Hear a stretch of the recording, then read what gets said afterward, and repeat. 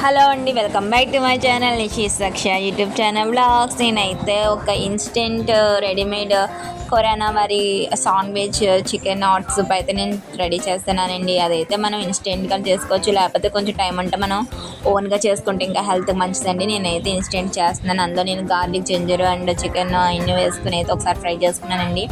అందులోనే రుచికి తగ్గగా మన సాల్ట్ అండ్ సోయా సాస్ అలాగే చికెన్ చిల్లీ సాస్ అన్నీ వేసుకుని కూడా మనం చేసుకోవచ్చండి. అంతే, చాలా టేస్ట్గా ఉంటుంది. తర్వాత ఇన్స్టెంట్గా మిక్స్ చేసుకున్న వాటర్ ఏదైతే ఉందో మనం అందులో వేసుకుని ఒక 3 to 4 గ్లాసెస్ వాటర్ కూడా వేసేసుకుని అందులోనే మనం ఒక 3-4 మినిట్స్ బాయిల్ చేసుకుంటే సరిపోతుందండి. ఆ తర్వాత ఇంకా రెడీగా మనం హాట్గా సర్వ్ చేసుకుంటే సూప్ రెడీ అయిపోతుంది. మనం ఇది వర్షాకాలంలో తింటే ఇంకా హెల్త్కి మంచిది.